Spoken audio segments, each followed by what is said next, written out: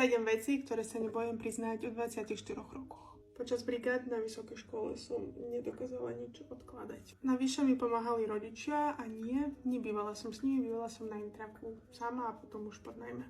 Mám investovaných 40 eur a neviem, čo budem ďalej investovať, pretože vôbec sa mi nechce to študovať. A úprimne ani neviem, čo investovať, pretože žijeme od výplaty k výplate. Keď ste ešte nepochopili, tak nemám vlastné bývanie a žijem v podnajme.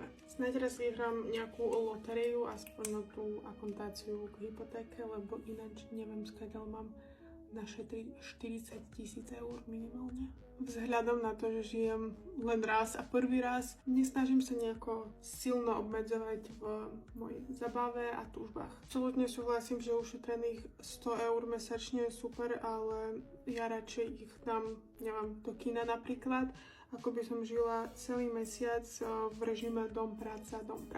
Neviem, či niekedy budem mať deti, pretože je to extrémna finančná záťaž a ja zase nechcem, aby moje dieťa odo mňa počúvalo niečo v štýle, že tento mesiac sladkosti už si jedla, tak na budúce. Doslova žijem s mobilom v ruke, čiže keď je mi zle, alebo keď som šťastná, tak rada sa odfotím a áno, presne tak vznikajú fotky alebo videá, keď ľudia plačú. V momentálnej etape môjho života som celkom sklamaná z toho, čo robím. Stále sa porovnávam s tým, ako sa mi dobre darilo minulý rok a vzhľadom na to všetko sa mi vrátila moja úzkostno-depresívna porucha. Áno, už som objednaná k psychiatrovi, ale tie myšlienky sú naozaj hrozné a tie už sa hanbím tu zverejniť, tak snad mi odpustíte. A toto je náš final look, make-up. Mne sa strašne páči, ako som začala robiť tieto učeráve, vlnité vlásky. Ďakujem, že ste pozerali toto video a napíšte mi do komentárov veci, za ktoré sa vy nehambíte.